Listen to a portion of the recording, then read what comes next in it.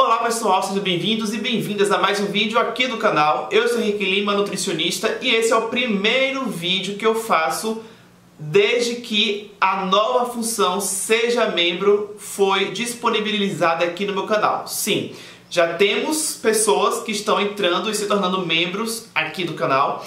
E nesse início eu estou entrando em contato com essas pessoas para ouvir delas o que elas querem ver aqui no canal de conteúdo de acordo com a demanda delas. E uma dessas sugestões que eu tive foi: Henrique, fala sobre alimentação para pessoas diabéticas.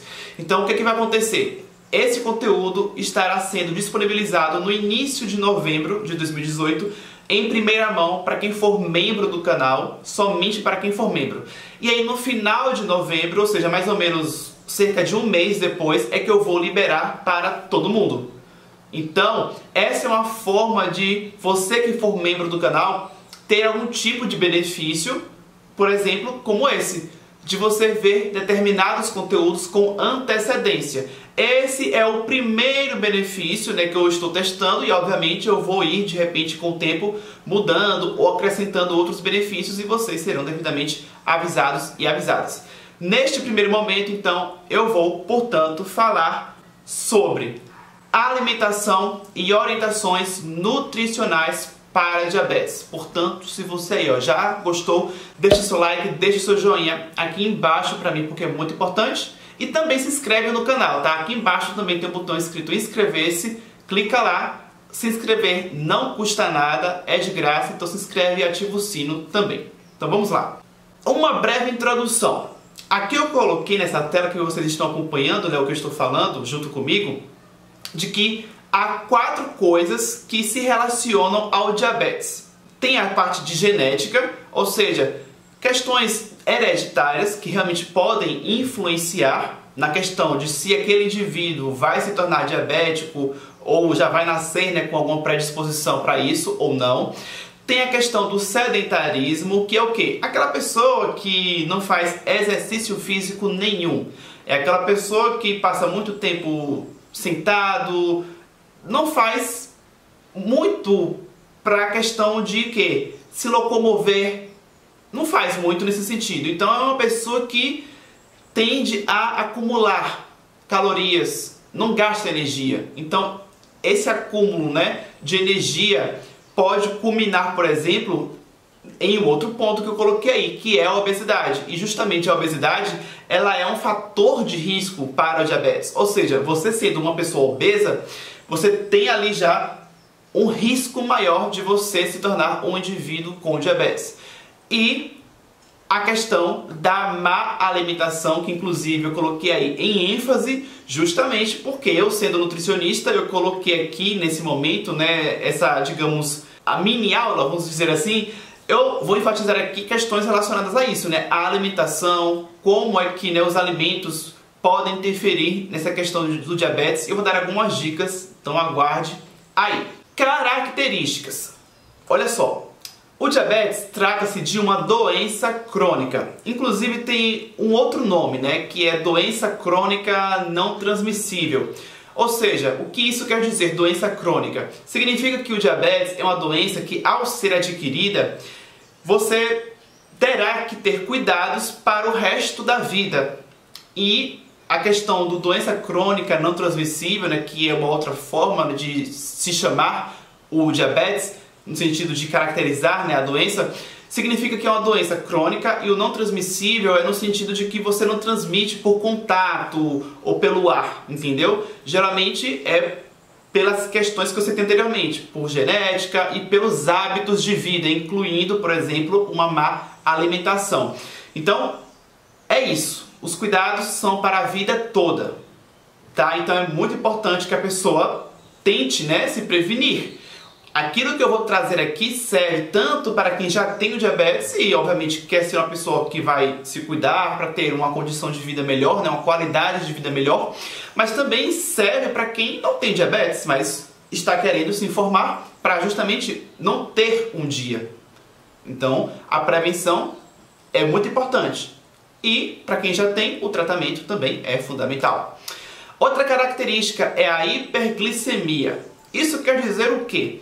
Hiperglicemia quer dizer muita glicemia. Glicemia é, digamos, a taxa de glicose no sangue. Na verdade, é exatamente isso. O que eu quero dizer com digamos é que existe uma outra forma de entender isso, que é o digamos, é a taxa de açúcar no sangue. Ou seja, hiperglicemia está querendo dizer o quê? Que é uma pessoa que está tendo muita glicemia, muito açúcar no sangue. E aí você precisa entender isso de que forma? Açúcar ou glicose no sangue é algo normal. Precisamos ter, porque isso fornece energia para as nossas células. Então não é nenhum problema. Mas, sabe aquela questão do equilíbrio? Ou seja, de menos não é bom, mas de mais também não. O ideal é você ter algo ali dentro de uma normalidade. É exatamente a mesma coisa com a glicemia.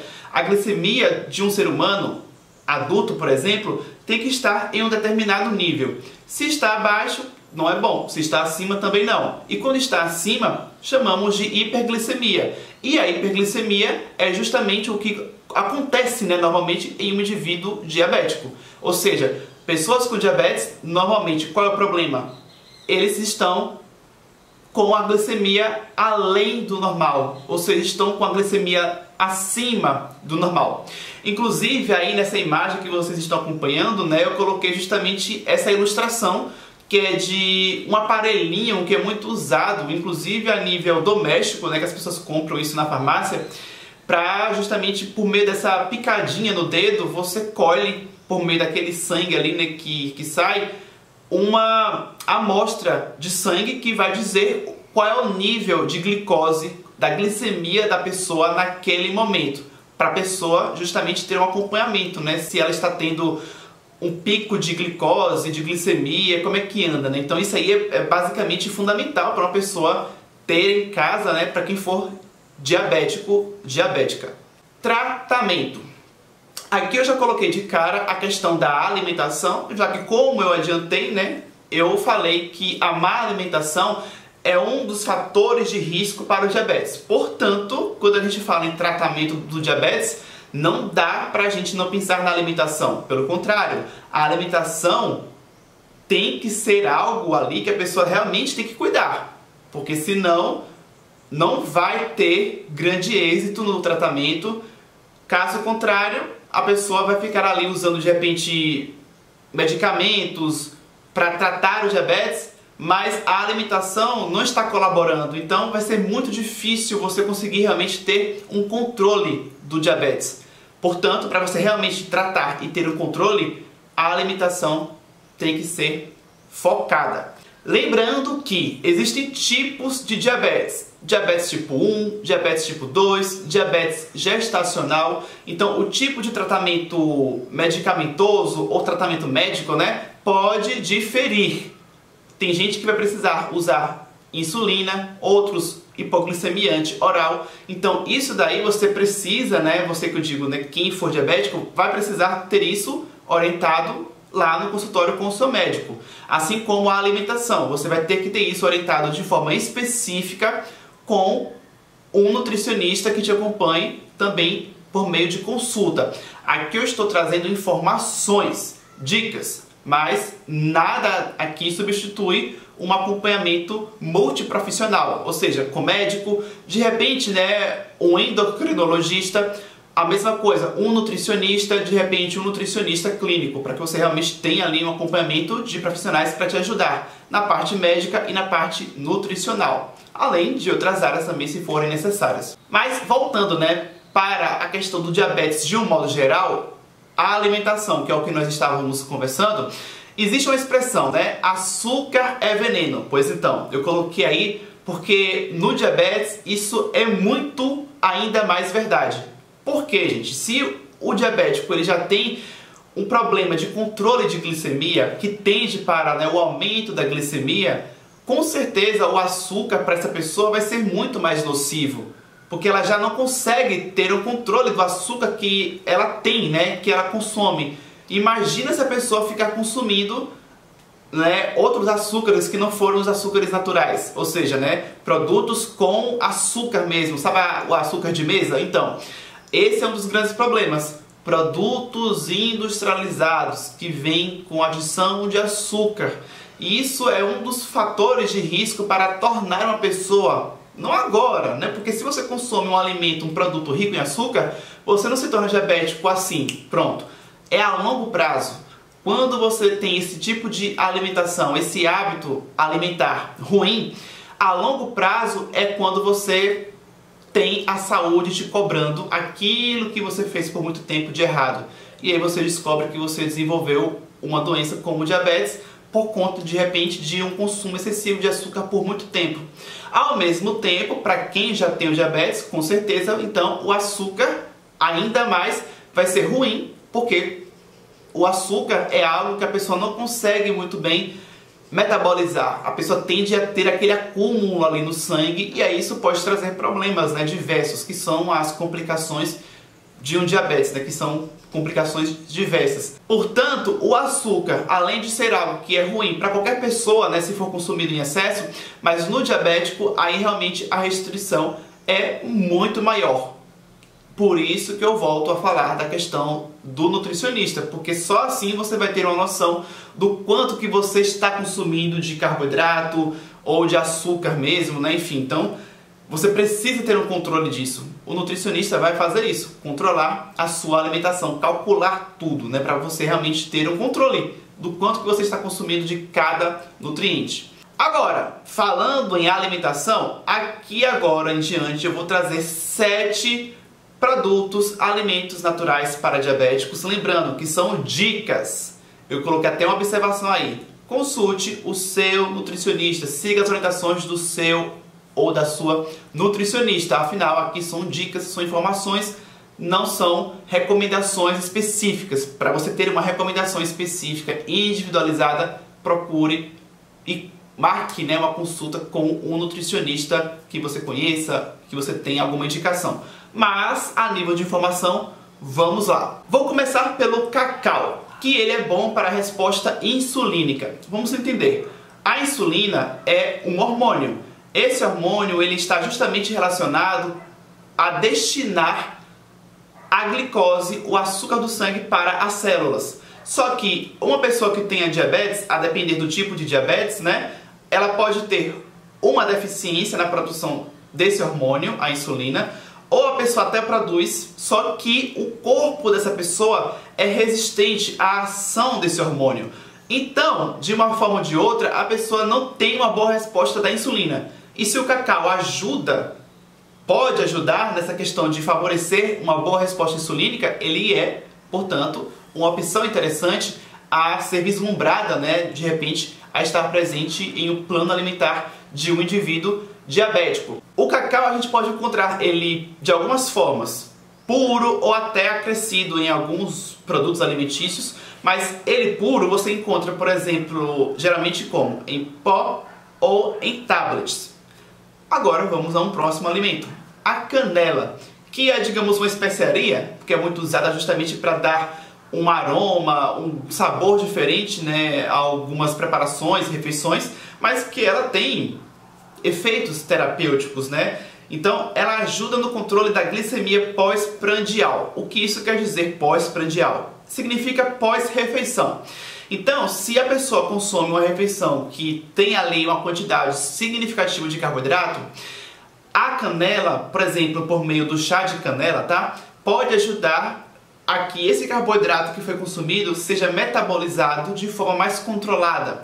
Então, a glicemia daquela pessoa tende a não subir tanto quanto poderia subir se ela não consumisse, por exemplo, um chazinho de canela após essa refeição.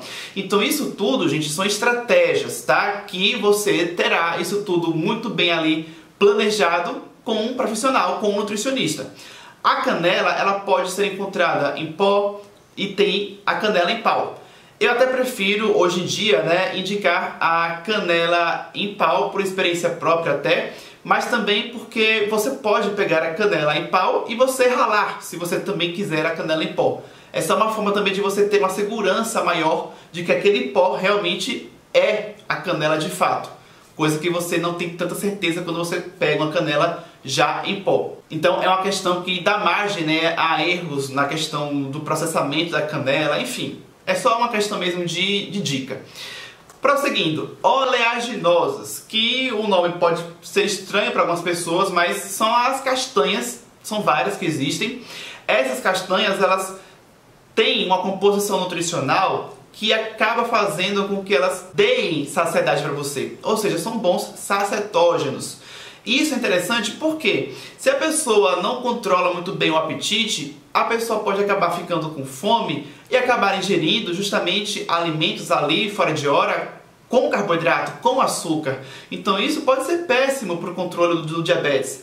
Na medida que você consome algo que justamente te traz saciedade, isso pode ser uma forma de você justamente controlar a sua vontade de querer comer algo doce, que só seria péssimo para o diabetes. Então, por esse motivo, né, a saciedade promovida por um consumo dessas oleaginosas é altamente interessante. Óleo de nozes. Veja, nozes é justamente um exemplo de oleaginosas, mas aqui eu coloquei, né, o óleo de nozes separado porque ele está em uma forma diferente, né? Ele está em forma de óleo. E o óleo de nozes, especificamente, ele é interessante, não que seja só ele, tá? Mas ele é interessante, é uma opção, é um exemplo, porque ele tem ômega 3. Então ele pode ajudar no controle da inflamação. E por que esse ômega 3 é bom nesse sentido? Porque o ômega 3 ele tem ação anti-inflamatória. E qual é o problema da inflamação no diabetes? Veja, a inflamação é uma manifestação que ocorre no seu corpo, que no seu corpo faz com que as células tenham menos sensibilidade à glicose. Então aquele problema de acumular glicose no sangue só vai piorar, porque cada vez mais com a inflamação as suas células, digamos, ficam com menos possibilidade de absorver a glicose. E qual é a consequência disso? Se a glicose não vai para as células, vai ficar onde? No sangue. Qual é a consequência da glicose ficar se acumulando no sangue? Hiperglicemia, que é justamente uma característica do diabetes. Portanto, é algo que a gente não quer. A gente não quer que você fique cada vez mais acumulando glicose no sangue, porque daí você não estaria tratando o diabetes de fato. Então, tá aí uma outra opção. E agora vamos mais uma, que é a massa de konjac.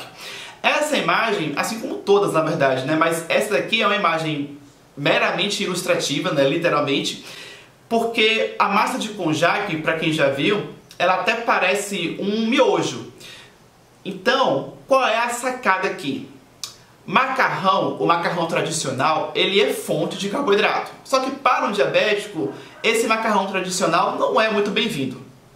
Já a massa de konjac, como ele tem, né, essa lembrança, né, de um macarrão, como eu falei, até lembra um miojo.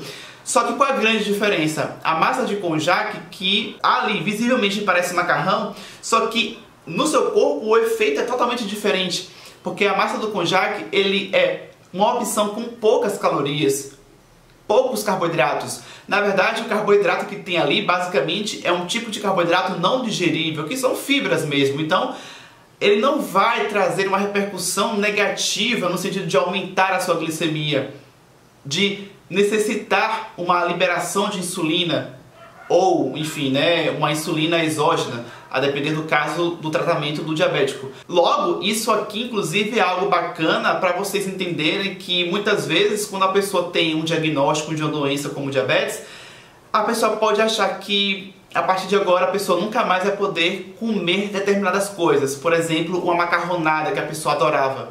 E às vezes a gente vê agora aqui que não é bem assim. Tem muitas coisas que você gosta e que você encontra substitutos, alternativas, que vão perfeitamente lembrar a versão tradicional, só que vai ter um impacto totalmente diferente no seu organismo. A exemplo disso, massa de konjac e um macarrão tradicional. Duas coisas que, ao paladar, a depender de como você prepare, de como você, né, coloque um molho ali, vai lembrar perfeitamente o konjac, a massa de konjac vai lembrar perfeitamente o macarrão comum. Só que no seu corpo, no controle da sua glicemia, os impactos de um e de outro são totalmente diferentes. E aqui a gente consegue então e ver que a pessoa diabética tem como ter uma vivência até mesmo social, ou seja, a pessoa não precisa ficar excluída de momentos que tenham, sei lá, massas, macarronadas. Às vezes a pessoa só tem que fazer algo diferente para ela, ou algo diferente para todo mundo. E aí todo mundo, inclusive, pode até gostar daquilo. E entender que, nossa, eu não sabia que tinha um macarrão, só que mais saudável. Então, é esse olhar que a gente tem que ter. E, repito, isso pode valer também para pessoas que não tenham diabetes, tá, gente? Aqui a gente está falando de tratamento, mas também de prevenção. Próxima dica é a pasta de amendoim, que fornece proteínas e gorduras boas. Pode até parecer aqui um doce de leite, mas não é doce de leite, tá? É a pasta de amendoim. E, inclusive, tem gente que, né, quando se acostuma, né, com o gosto da pasta de amendoim, até usa esse recurso para realmente driblar a vontade por doce. Mas aí é uma questão mesmo de paladar, cada um pode ter uma estratégia diferente, né, para combater de repente a vontade por doce. O cacau que eu falei lá atrás também é uma opção bacana, porque o próprio amargo que o cacau tem já pode acabar tirando a vontade por doce que a pessoa tenha. Então tem que ver qual estratégia vai se combinar melhor para aquele indivíduo. A pasta de amendoim, o cuidado é você ver a lista de ingredientes para você realmente escolher uma pasta de amendoim pura ou alguma que, caso tenha, né, algum outro ingrediente, né, que seja ingredientes como adoçantes naturais ou até mesmo o cacau adicionado, porque aí você consegue ter uma pasta de amendoim com um sabor diferente para você não ficar sempre na mesmice, porque tem gente que acaba enjoando com o tempo, né, consumir a mesma coisa. Então é uma forma de você pegar uma pasta de amendoim com um sabor diferente, mas ainda assim saudável. Então tem que ver isso nos ingredientes do produto. E agora o xilitol, que é uma opção de adoçante natural. Afinal de contas, como eu falei, o açúcar de mesa, que é a sacarose, é um problema. Para um diabético, então, né, é um problemão. Então, como é que você faz para, de repente, adoçar um cafezinho, alguma preparação que você precise, né, dar um toque ali de doçura, já que você não pode, teoricamente, colocar o açúcar comum, o açúcar de mesa?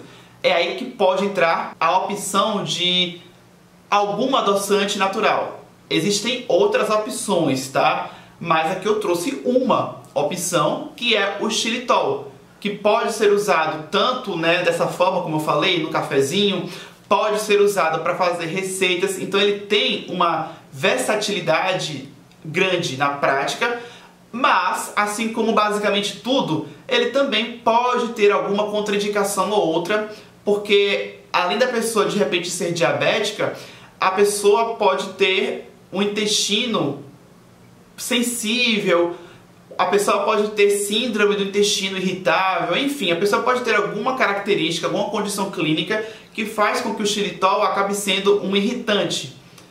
É aquilo, tem que avaliar caso a caso.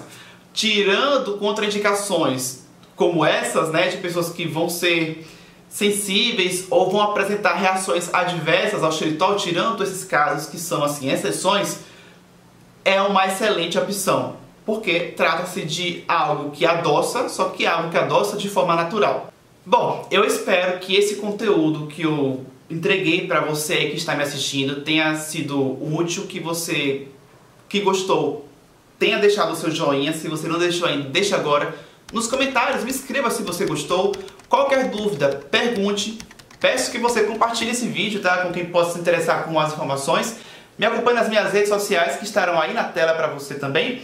Lembrando que, para quem quiser, né, conteúdos parecidos como esse, em forma de aula, né, com essa apresentação em slides aí, eu faço conteúdos como esse lá no meu curso online. Se você não conhece, é o Nutrição Saudável e Enriquecedora, o NSE. O link do meu curso online está aqui embaixo. Clique e acesse para você entender mais de como é que ele funciona. Em todo o caso, voltando aqui, né, a questão do canal, já aqui na tela no meio vai aparecer uma foto minha bem aqui, que você poderá clicar para realizar a sua inscrição no canal, se é que você ainda não fez isso.